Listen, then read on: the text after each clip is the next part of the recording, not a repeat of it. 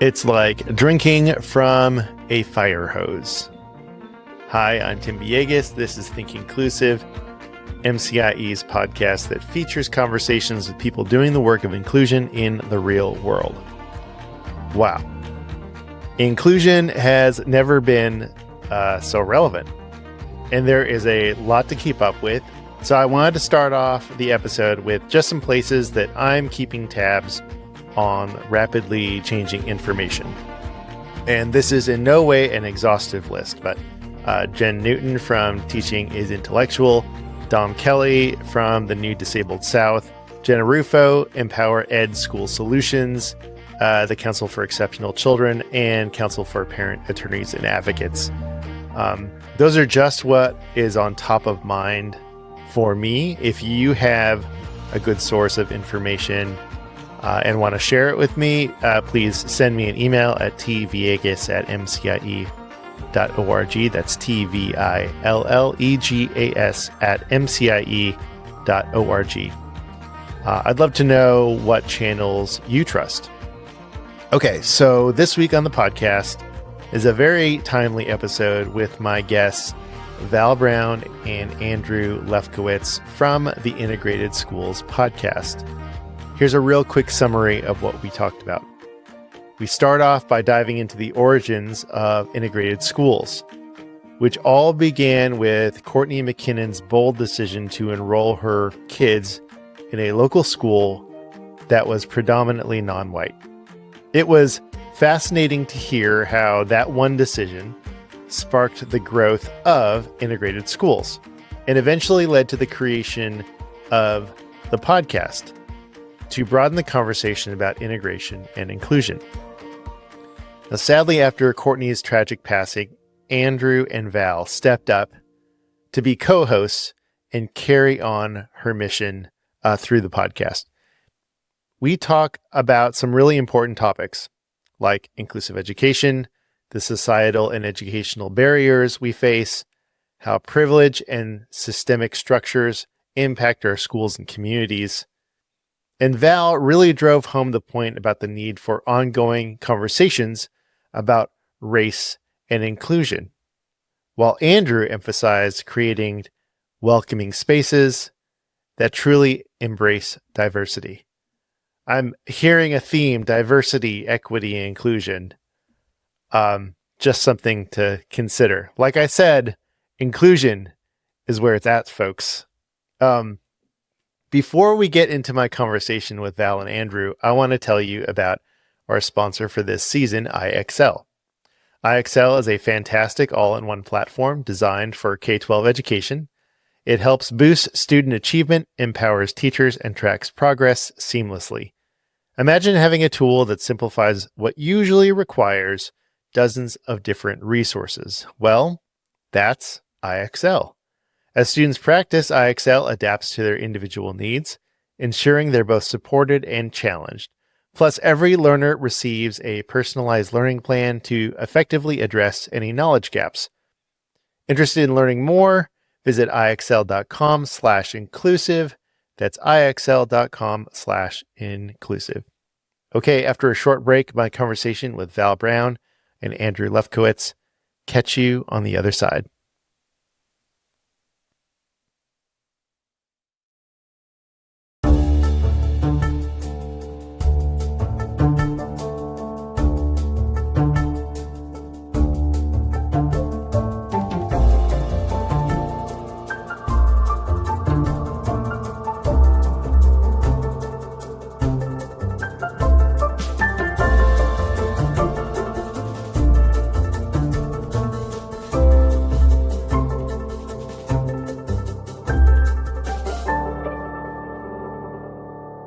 Val Brown and Andrew Lefkowits, welcome to the Think Inclusive podcast. Hey, thank you so much. It's so fun to talk to podcasters. Well, I am just excited to be on this side of the interview. Andrew and I don't have this opportunity very often, but thank you for inviting us. I know. Aren't we wonderful to talk to? Okay. Everyone out there listening, everyone that has a podcast, you need to have Andrew and Val on your podcast. There, I said it. Right. That's right. Yep. It's going to happen. Yeah, it's going to happen. Exactly. I want to talk about your podcast, the Integrated Schools podcast. But before we get into that, I'd love to know, like, how did this begin? Like, how did you two meet? Why was it important for you to create a podcast? Like, what's your origin story? Andrew, we'll start with you. Yeah, sure. Okay. So, Integrated Schools, the organization, started back in 2015. Excuse me. A woman named Courtney Mykytyn had decided to enroll her kids in the school down the street that all of her white privileged friends said nobody goes to, but that she walked by every day and saw hundreds of kids going in and out of, and thought, well, somebody goes there, maybe my kids should also go there, and made all sorts of mistakes in how she showed up there, but also found it to be a really sort of fulfilling and important process, and thought there were probably other people out there grappling with similar sort of questions about the messages that we get about what it means to be a good parent and the messages we get about what it means to be a good citizen, and where those things sometimes are in conflict. And so she started what was basically a blog out of her kitchen and started kind of gathering people who were thinking in similar ways. I found her in March of 2018 and joined a virtual book club and started connecting with her. And then they were at the time talking about starting a podcast. I'm an audio engineer by training, and so said, oh, I could help with that. And so Courtney and I launched the podcast back in November of 2018 as a place to have conversations between parents. What Courtney was doing a whole lot of as sort of an organizer was getting on the phone with people and having long, drawn out conversations, which were very important, but also not really scalable. And so she said, well, what if we recorded some of those conversations and put them out for people to listen to and see if there's any interest in it? And there was far more interest than we had ever thought there would be. And, downloads kept growing, and wow, there's like a lot of appetite here for these conversations. We'll keep having them. Tragically, at the end of 2019, December 30th, she was struck by a car and killed outside of her house, which sort of threw the whole organization up in the air. We didn't really know what was going to happen, if there was going to be enough people behind it to kind of keep things going. And a team of us came together and said, we're going to keep this vision alive, keep it going. So I hosted the podcast for about a year on my own with a few kind of guest hosts along the way. And in that interim period, we were having a lot of conversations. The organization started out as really kind of focused on white parents, white and or privileged, but really was largely kind of white parents talking to white parents, which we think is like a really important piece of the work. Like one of our advisory board members, Matt Gonzalez, has a piece called White Lips to White Ears, that white people hear things differently from other white people. And so there's real value in that. And we started running up against the kind of limitations of conversations about integration in segregated spaces. And kind of in the meantime, Val had found us on social media and started reaching out, and I'll let you take it from there, Val. Yeah, absolutely. And so it was probably November of maybe a little bit earlier, but certainly the fall of 2019, where I reached out to Integrated Schools. At the same time, I was organizing some teachers through a platform called hashtag Clear the Air, where we would talk about the intersections between race, history, and education. And so it was a multiracial group that would come together weekly. We would have these discussions publicly because we thought our public learning was really important in order to push the conversation forward. And then one of my colleagues at the time said, hey, there's an organization of parents who are doing similar work. You should connect with them. And so I reached out and I just sent a DM to whoever was behind the handle for Integrated Schools podcast. And I was like, hey, let's try to figure out how to do some work together. I'm really excited about bringing caregivers and educators together. And when I finally heard back, that was unfortunately after Courtney's death. And so like right when we were going to join forces as organizations, she passed. And we stayed close, because I cared about the work that the organization was doing. I hadn't had a chance to have a personal conversation with Courtney, but I was super moved by the work that she did. And so I wanted to be as involved as I possibly could. And I asked Andrew and a few others who were leading the effort, I was like, okay, this is like Integrated Schools. Like, do I fit here? as a Black mom from North Carolina? And I think the answer was yeah. And, we aren't really having conversations that you might find valuable. And I think from my previous work with educators, multiracial group of educators, I always felt like we don't know how well we're doing in this conversation until we start talking to one another. So I can have my affinity group, but until we come together, we're just testing it out, right? And so the rubber really hits the road when we have these conversations in community, nuanced conversations. And so when Andrew asked me to co-host the podcast as his second choice, I said, of course. She's going to hold that over you. I am. Eventually. Eventually she'll get over it. Eventually. And it's worked out because now it's been several seasons and we're joined at the hip. Oh, that's fantastic. And it sounds organic, right? Just like Val, you're interested in the content and you're like, how can we collaborate? Yeah. And I'm sure Andrew, as someone who does this by myself and doesn't have a co-host, I think it's it would be beneficial to have that sounding board and just talking about things and having different perspectives like that. Yeah. Yeah, for sure. Because, we obviously record, but more than that, we have conversations about what is happening in our own lives and how we are showing up in the work. And so having a partner that you can be really authentic with, and you can say, here's where I'm struggling. Here's where I'm not so sure. Hey, Andrew, I think this. And he's like, hey, Val, have you thought about this perspective? I think that has deepened our relationship significantly. And we want to use that as a model for our listeners as well. So it sounds like you're originally, at least, the point of view of the podcast was about parents or for parents. Is that right? Mm-hmm. It's still primary. Our primary audience, I would say, is parents and caregivers, people who are, directly in charge of making decisions about where their kids are going to go to school, how they're going to show up in those school communities. We definitely have a lot of teachers and administrators and even, people who are sort of connected to education who also listen. But I think would say, yeah, definitely are, as we go into an interview, we're thinking like, what's the message that parents and caregivers need to hear from this guest that we have?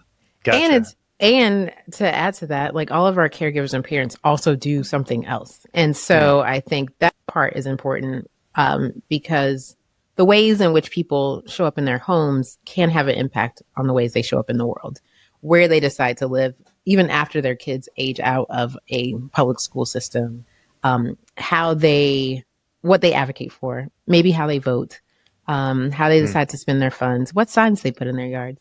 Those are all things that, because your life continues once your kids age out of schools, and there's still work that can be done and should be done on behalf of the mission and vision that we have. On that front, and I haven't told you this, Val, I just had this conversation like 2 nights ago with a woman from Denver who is a physician. And she was saying, like, she listens to the podcast all the time. She really loves it. And there was some episode, she couldn't even remember what episode it was, but she said it like completely shifted how she showed up as a physician. It made her realize the ways in which underserved communities continue to be underserved in the medical field. And she like looked around and was like, well, we should do something about that. I was so deeply moved by that. Like, that's what's up. Here's the message, kind of filtering out into the rest of the world. It was really special. So not only should everyone invite us onto their podcast, we also are training doctors. That's right. That's what I heard. That is also what I heard. I want to put this out into the universe. I'm working on just a little kind of like side research project with a narrative podcast series that we produce called Inclusion Stories. It's a 5-part series. And I was able to visit some fully inclusive schools in the state of Washington and Maryland. And then I shared some stories of families that have been advocating for their children to be fully included. So children with Down syndrome or children with other significant support needs. And so I'm working with some professors in some education programs, and we are going to track like changes in attitudes and beliefs about inclusion before and after they listen to the podcast series. And so it just, what you said was, I hear that, I think we instinctively know that podcasts change our attitudes and beliefs, but I have not yet seen any research or data on that. And I think I'd like for more people to do that. So, hey, I love that. Just if anyone is listening, I want to do that. So reach out to Andrew and Val and to me, and we'll figure it out, because I think that is really powerful. We need to show podcasting is such a important medium for growth like that, I think. Absolutely. Yeah. All right. So let's talk about inclusive schools. Like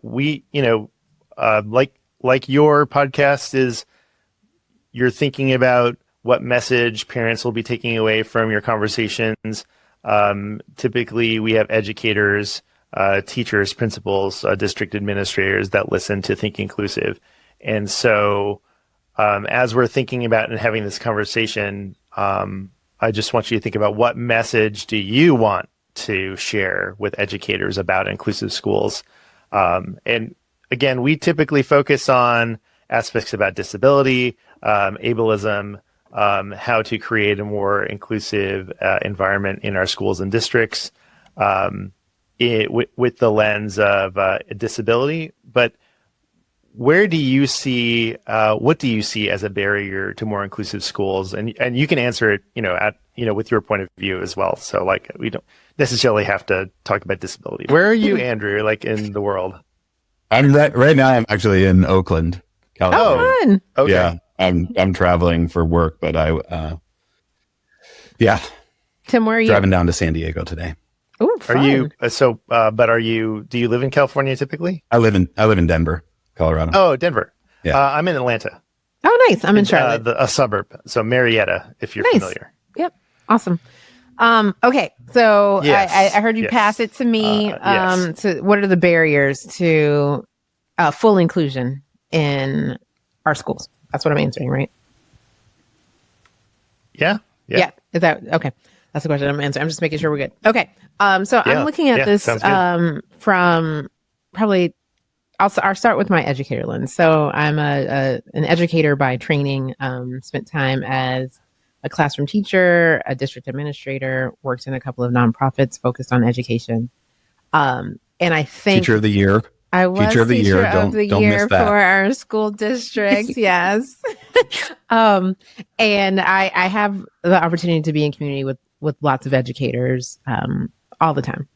And so I think one of the significant barriers is, and I don't know if the chicken or the egg thing, but we aren't having enough conversations about disability and inclusion generally. Now, I believe wholeheartedly this should start as early as possible, in the same way that I believe the conversation should start as early as possible around race, right? And unfortunately, if you do not have a family unit where someone has a disability, hidden or visible, most of the time it's not going to come up in conversation, right? Because our world in our schools are designed primarily for able-bodied neurotypical folks. And so we don't have the muscle to even engage in the conversation in a way that does not feel like it's an add-on, instead of, here's the fullness of our human experience. Here are all the different ways that we are human and how we show up. And I personally, I beat myself up sometimes about not knowing enough, right? I'm like, dang it. If there's any other language I should know, it should be sign language. Like, what am I doing? Like, why don't I know that? Right. I've shared on the podcast, once I was diagnosed with hypertension, recognizing like the ableism that I had for myself, right? I should be able to fix this. I shouldn't have to like deal with this. I shouldn't need medication to like get through the day. And so constantly battling these ideas of ableism, one, and then not having enough just regular conversation around it without feeling shame or ignorance or guilt or what, all of those things that come up. And so because we do not have those conversations, people rather like turn their head or pass it to a specialist and don't feel like it is their responsibility. And so I think that's a significant barrier to why this conversation isn't more prevalent.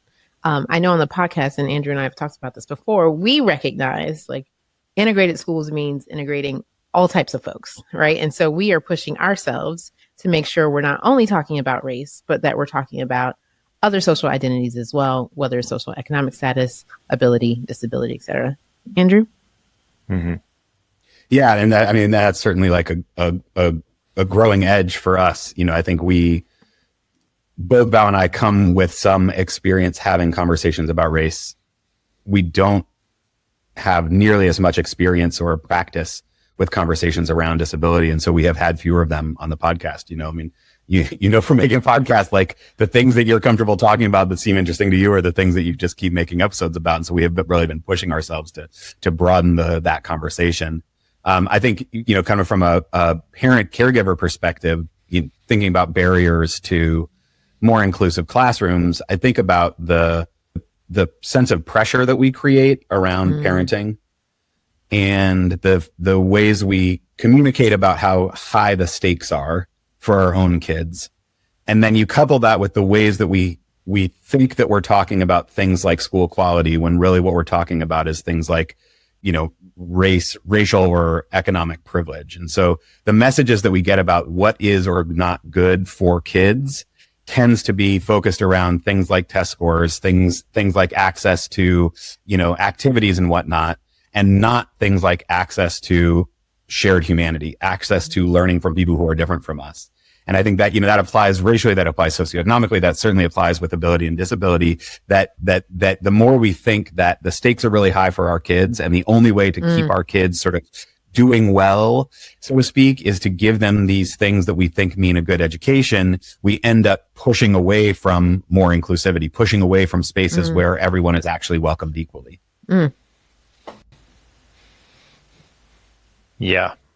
I hear that. And it reminds me of the arguments sometimes from, educators and parents, the pushback that sometimes districts who want to move forward with inclusive practices saying, no, if those kids come into our classroom, we're going to have to water down the curriculum, or we're going to, everyone will suffer because those kids are coming in and diluting, the efficacy of what I'm doing. So what you said about like the stakes, right? The stakes feel really high. But a lot of the times I feel like it's because people don't actually know how to integrate schools. Correct. They just like whenever we talk about inclusion, especially like if we're just engaging with a partner district or someone who's like, kind of like on the edge thinking about, doing this work, they automatically assume you're just going to put all the kids with significant support needs and disabilities in with everyone else, and that's it, we're done. And it's like, no, like, why would you think that? Right. But that is exactly what they think. They think you're just putting everyone together and hooray, we've included the school. But there's so much more to that. And I know that y'all know that. I mean, the parallels to the conversations we have all the time are just sort of jumping out of me right now. We talk a lot about like the difference between desegregation and integration, right? Like we can move bodies around and people will have the exact same conversations. They won't, even nowadays probably people will, but certainly like less likely to get the explicit, the Black kids will bring it down. But there's certainly a lot of those kids conversations that happen around ideas of desegregated schools. And we know that just simply shoving a bunch of kids into a school building together, into a classroom together is not the answer. Like giving kids an early opportunity to experience racism, like earlier in their life, is not the goal of true integration, right? So creating spaces that are welcoming, creating spaces that actually do the work, which is real work. And I think to your point, right, we don't have great examples and we don't do great training. And like there's a skill set involved in creating truly inclusive spaces that I think probably applies no matter, kind of on what dimension you are trying to include. Yeah. As you were speaking, I started to think about how as adults we're thrown together in all of these different ways. And how I think that's why I have so much hope for schools as really being a place where we can learn how to be better together. And so when we come out of like a formal learning experience, that we aren't being harmful to others, that we are actually considering their humanity and what they have to offer, because we've been taught that in the places where it's most possible, right? So again, I mentioned like your family unit might not have someone of difference. Everyone in your family might be exactly the same, right? And so your family won't necessarily be equipped to do it as well as a school, right? That is really actively going after this work. And so I think another barrier, and maybe this is tied to ableism. I have not, there's probably some research connected to it. It's perfectionism, right? We feel like we have to know it all perfectly before we attempt it at all, right? And I tell Andrew all the time, white folks are gonna make mistakes. Like, let's just check that off. Like, whoop, check. I made lots of mistakes, and I don't want, when we're talking about race, I don't want white folks to feel like I cannot engage in this conversation because I'm afraid I'm gonna make a mistake. You are going to make a mistake, and it's gonna be painful. Someone's feelings are gonna get hurt. Hopefully, you'll have someone who has can grant you the grace to get you through it. But if not, there's a book, I'm sure, right? And so they're recognizing like we're not going to be perfect at the trying to figure out how to make fully inclusive schools, and yet we cannot keep that from that cannot keep us from trying. There we go. Let's talk about immigration for a second. Let's do it. Here we go. Why not? Right? Why not? Let's do it. Okay, so I don't know when this is going to post, but in the news recently, there's been talk about specific Haitian immigrants that over the last, I don't know, however many years have been moving to Springfield, Ohio. Mm-hmm. And there's been a lot of like really nasty, awful things said about these immigrants. And I listened to the, Republican nominee for vice president say some of the same things that people say about inclusion in schools, with people moving in, right? We're talking about placement, right? We're talking about where people actually have their presence. Like the city was not equipped to receive 20,000 Haitian immigrants or whatever. And not saying like, well, how do we equip this city to welcome these immigrants? That's not what the discussion is. The discussion is, this should have never happened. Right. And it's the same argument that I hear that, well, we're not equipped for these students. We don't know how to support them. They need to go back to where they were before. But again, we're not talking about, well, what do you need in order to support these learners? What do you need? And how can we equip you? How can you feel equipped to welcome these students? So anyways, I try not to get too political on this podcast, but I think I think that was a relevant example. Yeah. This past week, I reached out to several of my Haitian American friends just to apologize for us being the shithole country. Because it and I listened to another NPR article our story this morning just about the impact of the rhetoric that is happening in Springfield, Ohio. Pause real quick. I don't know if I can say that S word on the podcast. I do not. I love America. I love America. I will either put an explicit on this episode or I'll bleep it out. I don't know. Also, please let the people know I do love America. That's not what I'm saying. I also love America, as long as if we're talking about on the record. On the record, everyone here loves America. I'm gonna plus minus. But. Okay, everybody on here loves America. Okay, USA. Whoa! I didn't say that. The two people of color on here love America. Okay, that's all we got. So I'll go over it. But I apologize to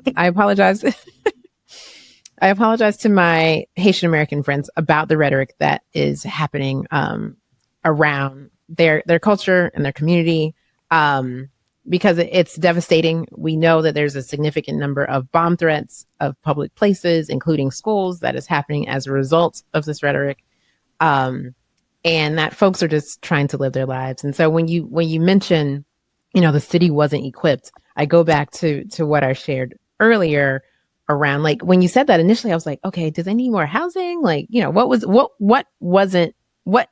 how was the city not ready? And, what I gather is the people were not ready because, again, we have not taken the time to say, like, there are so many beautiful examples of humanity in our world. And we are struggling right now as a country to teach not only U.S. history, but world history. We are struggling to find ways to communicate across difference. We instead decide that we're going to ban those conversations. We don't want to have them at all. And it's so short-sighted. And maybe it's not short-sighted for the folks who are advocating for that, but it feels so short-sighted for folks who are going along with it and not fighting for a different outcome, right? Because we will get nowhere if we don't get there together. I believe that wholeheartedly. And so it saddens me that same rhetoric that you're hearing about Haitian Americans or Haitian immigrants in Springfield is also what you hear when it comes to creating inclusive spaces for disabled students. And I'm not surprised, right? I'm not surprised. I think what pains me is the vitriol that you hear from educators and other adults to children who literally are here, not of their own doing, who have shown up in their full humanity and pushing them away. And so I get real sassy with educators who use that type of language, regardless of who they are othering at the time, because that is not why you're here. I prefer you not be in the space if that's the energy that you're going to bring. And I want those educators to be adult enough to say, here's what I don't know. Here's what I need to know. Here's what I'm willing to know. Because I'm here to love and educate children, as part of my profession. And breaking news, even if you're not an educator, you still have to figure out how to do it. You still have to figure out how to do it, because our world will continue to be a diverse one in which we will have people join our communities that may not have lived there before. We'll have to figure out a way. And I'm using air quotes because it baffles me. It truly baffles me. If you've moved to any other city ever, you know that the city has an opportunity to welcome you, right? People in the city have an opportunity to welcome you. And you don't want people to say, hey, you're not originally from Atlanta, get out of here. Right. And I don't help me. This is when I get a headache. So I regularly get just oppression headaches, white supremacy headaches during our interviews. Oh no, Andrew, help me out. So you sorry. see, I'm getting frustrated. You see, I'm getting frustrated, Andrew. You see, I'm getting frustrated. I feel it coming on. You need to Andrew tag it. I need to breathe. I mean, I think it is. Yes, it is short-sighted.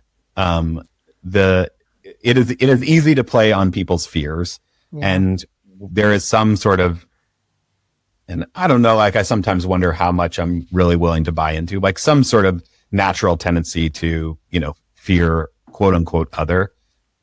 Yeah, I think there was probably something in human nature about that, but we overcome human nature about all sorts of things all the time. That is something that can also be overcome. And I think to me, it's where is the desire to overcome that come from? And this is back to what Val was saying earlier about the power of schools, the potential in a school space is what a great spot to show the next generation of politicians, the next generation of police officers, the next generation of, doctors and civic leaders, when they're in school, to show them that their life, their world, that we are all better off when everyone has a spot at the table. Yeah. Right. That there's not a risk to losing yourself when you welcome somebody else in. Actually, yourself grows bigger. That your ability to see the world broadens, that your ability to understand the human experience is richer and broader by welcoming people in. And if that's the mindset that we can instill in kids by creating that schools. And again, it's not just about shoving them together. It's not just about putting 20,000 Haitian immigrants into Springfield. It's about what does it look like when they get there? How are we creating systems and structures and a mindset whereby we can all benefit? Because if we do that, then Springfield's a much better place because of it. Our schools are much better places because of it. Eventually our country is a much better place because of it. But we have to go in with that mindset that the payoff is worth it. Yeah, it's going to take some work. There's going to be some adjustment. We're going to have to, change how certain things work in order to accommodate. But if we do, we're all better off for it in the end. Yeah. I was just daydreaming about signs all over the city that said, like, we're so glad you're here. Welcome to Springfield. And how that alone would make a significant difference, not only for the folks who are moving to Springfield, but also for the community itself to see, like, hey, who doesn't want, I'm sure there's people who don't want to be welcoming. I'm a Libra. I always want to be welcoming. And so it would just make a significant difference. And that same energy in our schools, right? We're so glad you're here. You are welcomed here. I remember as a classroom teacher, I looped with my students, and looping for listeners means like you teach them, say, in like 6th grade, and then you move up with them as a teacher to 7th grade and then 8th grade. And so I had looped with this group of students from 6th grade to 8th grade. And whenever we got a new student, especially in 8th grade, we had to stop who we were to make sure that there was a real orientation, because we understand that you are coming into a community that has been together for 3 years already, right? You are absolutely going to feel like the outsider if we don't stop and let you know, hey, we welcome you just as you are. Everybody here is as goofy as you think we are, and you belong here as well, right? And that takes intentionality. And that's certainly, maybe it's not something the mayor is thinking about, but it's certainly what educators can think about in each of their classrooms, right? And I believe it helps people not only feel welcome, but feel special, and it recognizes that everyone in that room, in that classroom, has value that we appreciate and we want to include in our community. Andrew, did you want to add anything? Well, I think about, we had Dr. Shanette Porter on the podcast, and she's got a bunch of research around belonging and, a sense of inclusion and belonging. And she talks about, that true belonging is about the space is different because you are in it.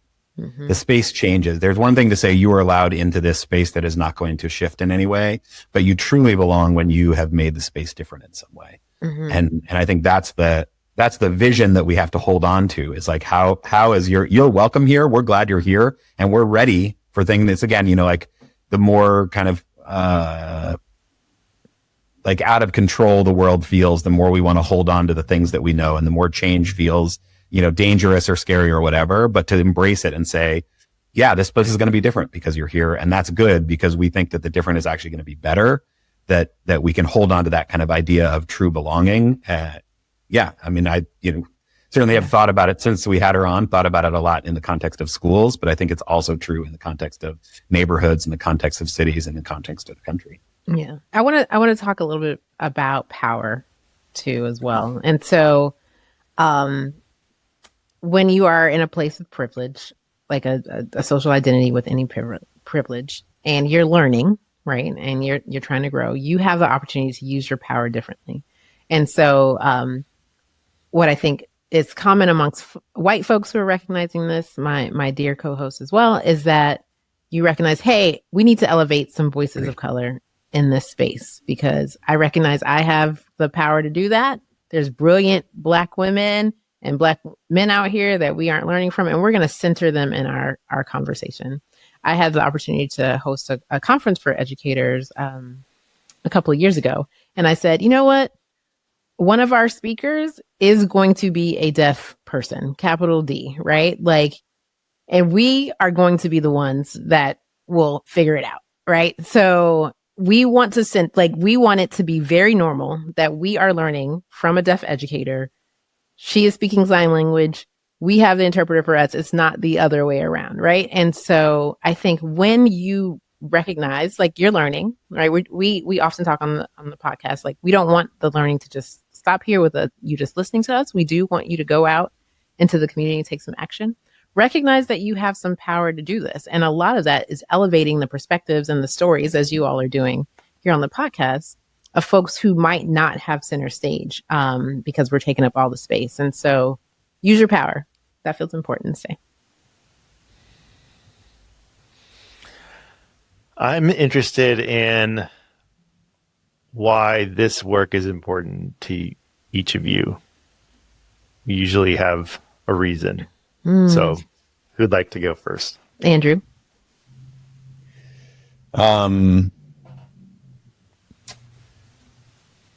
Yeah. I mean, I think I have like two versions of the story, one of which has like a whole lot of more like of my own choosing. And then I kind of look at where I grew up and my family and these other pieces. I realized that maybe I didn't actually have as much say in it as I like to give myself credit for, but I was one of a small handful of white kids in my elementary school, more white kids by the time I got to high school, but certainly that experience shaped me in all sorts of ways. And I would not say it was like a perfectly inclusive educational environment. But it certainly, had a lasting impact on me. It was something that I wanted for my kids. And I think, in some ways I care about this because of Nicole Hannah-Jones, to be honest. Her podcast, This American Life, in 2016, I think, The Problem We All Live With. I was not really thinking about education, thinking about school. I was like, okay, like we'll follow what everybody says, what all the messages are, which is like, get your kid into the quote unquote best school, which inevitably means the whitest and wealthiest school that you can. And that podcast and her writing and her work since then made me realize that there was really tension between my sort of social justice minded values that I had, come up with, and the messaging that I was getting about what it meant to be a good parent, about what it meant to do the best for my kid. And I think it was, in trying to grapple with that tension and say, like, why, first of all, why do these things feel like they're tension? And why does all the messaging say I shouldn't even look at that as tension? That I shouldn't even think about that there is tension there.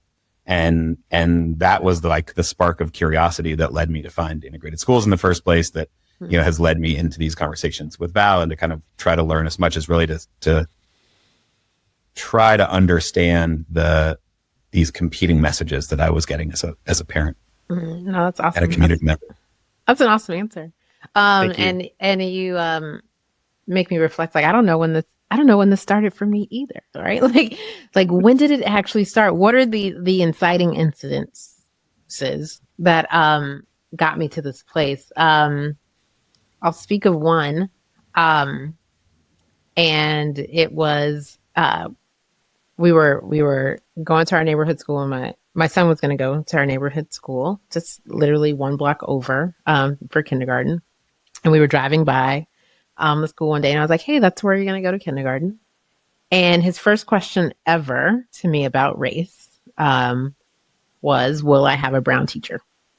It was literally his first question ever about race. And, we had talked about race. He knew we were Black people. We had representation in the home with our books and stuff, but that was like the first actual question he asked me about it. And at that moment, that actually coincided with a couple of different things, because February of that year, Trayvon Martin was killed in our school district. So in our county, across the street from one of our schools. And I had been named like district teacher of the year. So I felt that point of like, how am I going to use my platform and my voice in this moment to help answer this kid's question? And the truth to that answer was he had two opportunities, because I knew the schools. I knew the elementary school, the middle school where I worked, and the high school. He had two opportunities to have a Brown teacher that were like almost guaranteed. One was me in middle school. One was his father in the high school. And I felt so convicted to do something in that moment. And to Andrew's point, like, I think our family lines and the decisions that our parents have made and our grandparents have made have led us to be action-oriented, social justice-oriented people. And so when one of those things happen in your life, you just feel like it's go time, right? You're like, this go time. I have been exposed. I know more. I am wired to do something about it. And so I'm going to try. And I want to leave audiences with that, listeners with that. Like, our attempts are just that. We are just trying. Andrew's like, I got some skills on the podcast. So yeah, sign me up. And I'm like, hey, I know a couple of people that I can ask questions to and try to push the conversation forward. And that's really what this work requires from each of us. Yeah, do what you can with what you have. That's it. Right. And your strengths. That's it. I was just talking about this actually as a reflection on one of the recent episodes about the having audio experience and now learning video, because that's a whole other thing. I really love it. I love it. And so it's not a heavy lift for me. Mm-hmm. And this is how I can contribute. Mm-hmm. Right. So what are your strengths? What are the things that you're good at that you can move this work forward, whatever your context is? And you don't have to wait to be a leader. Like, you don't have to you don't have to be a principal. You don't have to be a superintendent. It would be great if you were, but you just got to start with what you have and with your circle of influence. So, really appreciate. Yeah, go ahead. I was going to say it, and you can make this difference outside of education as well. So I like to go for walks on trails, right? How can I advocate for more inclusive trails so that other folks with different abilities can also enjoy the trail, right? And so it can be around whatever your passion area is. It doesn't only have to be in schools, because again, we're trying to make a beautiful, inclusive world. Not only classrooms. Yeah. Yeah. And it takes all of us. Like, the only way we get there is together, right? So everybody's got a role to play in it. Beautiful. Where can people find Integrated Schools? Yeah, integratedschools.org is our website. Our podcast is there. You can find the podcast, the Integrated Schools Podcast, at everywhere you get your podcasts. We're there. We are always looking to hear your own stories. If something in this conversation that we just had just sparked something from you and you think that we should talk about on the podcast, we have a voicemail line, speakpipe.com/integrated schools. People can leave us voice memos. We're always love to hear from listeners about the things they're grappling with, because we believe that the podcast should be a place for community conversation, and we're always looking to grow that community. Tim, we gotta get you a co-host. That's right. We gotta get you a co-host. Really, at least sometimes. Is really lovely. It is lovely. It is. I do. Yeah. Definitely. I need to bring more people in. What I haven't done is done like a co-host and interviewed a guest. So I think that's the next thing I need to do. Mm-hmm. So yep. Are you all up for a mystery question? Okay. Sure. All right. Okay. All right. So I have a stack of prompt cards. Okay. And my hands are not Googling anything. Nope. They're mostly fine. Okay. If there's anything that's uncomfortable, we'll just veto it and we just move on. All right. Let's do it. And so I'll read the question and then we'll all answer it. Here we go. Mystery question. What is the most important thing to carry with you all the time? Let's see if we can put that on this camera. What is the most important thing to carry What's interesting, I thought this question was going to say, what's the most important thing to you to carry all the time? But this is like more broad. So I don't know. Right. However you want to answer it, to be honest, because, there's no mystery question police. Okay. What is the most important thing? I wish it wasn't so, but like the only thing that makes me panic if I'm not carrying it is my phone. Yeah. I wish that wasn't the case. No, you can come up with a better answer than that. I mean, that is what came to my mind first. I have this thing. I'm the kind of person that loses stuff, and then gets really panicky if I realize that I lost something. So I always have, I'm always checking, right? Yeah. Always checking. Do I have my phone? Do I have my keys? Do I have my wallet? Always. And so I guess, practically speaking, those things would be, the most important, but that's not that great of an answer. Right. I feel like there's better answers to this question. Because my first thought went to a personal one. I was like, well, I need my EpiPen. That's good though. Yes. That feels important. That feels important. But if it's generic, I think the most important, and we're not talking like phones and keys and wallets, right? We know that's important. Yeah. And I also wanted to say hand sanitizer, but that's post-pandemic for me, right? I was like, I need some hand sanitizer or I don't feel great. Okay. And then this mystery question is just, I'm failing at it. But what it challenged me to do was to let me not carry anything.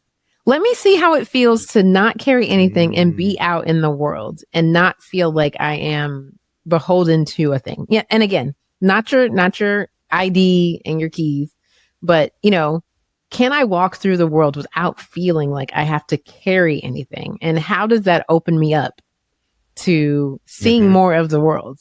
I recently took a solo trip to New York City, and I've been to the city many times, but for whatever reason, I was open, and I'm like, oh my gosh, look at all the examples of humanity. A man spitting on the street, pigeons, right? I was just everything, everything was beautiful and a miracle, right? I was like, I didn't know they did that here. Oh my gosh, listen to the way they put those curse words together. Why didn't I notice this before? That's my challenge to myself. How can I leave the house? Again, key in the pocket, ID in the pocket. God forbid anything happens when I'm out, and just be out. And because I want my answer to be a good attitude, open eyes. That's what I want my answer to be. Yeah, that's it. It's what you should. The most important thing to carry with you is joy and wonder and belief that the world can be a good place. Yes, and that you belong in it. Yes, absolutely. I was thinking I didn't carry anything when I was a kid. Right, yeah. You're right. Because I grew up in the 80s. And you didn't have phones. Nope. I didn't even have a wallet. Nope. Maybe quarters in my pocket to go play video games. In your shoes. Yes. So and so just wandering around and riding my bike or whatever. I didn't carry anything except myself. So I have this conversation connected to our earlier conversation to me with immigrants, and this lyric from the Hamilton mixtape says, "I'm no dummy. Here's something funny. You can be an immigrant without risking your lives or crossing these borders with thrifty supplies. All you got to do is see the world with new eyes." And that's where I am. That's where I am. Yeah. There you go. Yep. I love it. Yep. I love it. All right. See, we turned that mystery question around. That's right. We sure did. Yeah. We nailed it. Val Brown and Andrew Lefkowits, thank you so much for spending time with me on the Think Inclusive podcast. Thank you. Thank you. This has been great. Great conversation.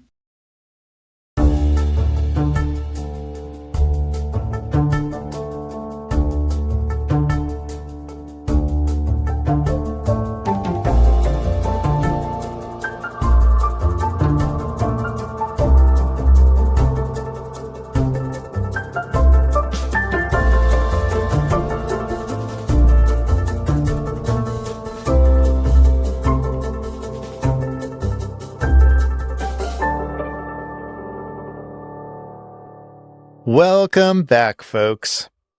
Here is normally where I put 3 for me and 2 for you, a segment where I provide 3 reflections and 2 calls to action. I'm going to hit pause on this segment for the foreseeable future for a couple of different reasons. Number one, it takes considerable time to write the reflections, and I want to focus more time on producing more episodes for you and timelier episodes, like the one we did with Glenna Wright-Gallo about the U.S. Department of Education and the webinar we did about what's next for IDEA. And since I don't have unlimited time, something has to go. The other thing is I'm not entirely sure that the reflections are useful to you. So if it's something you want back, let me know about it, because I'd love to know more feedback about how to make these episodes more useful for you. Thanks for your understanding. That's it for this episode of Think Inclusive. Time for the credits. Think Inclusive is written, edited, designed, mixed, and mastered by me, Tim Villegas, and is a production of the Maryland Coalition for Inclusive Education. Original music by Miles Kredich. Additional music from Melody. Thank you to our sponsor, IXL. Learn more at ixl.com/inclusive.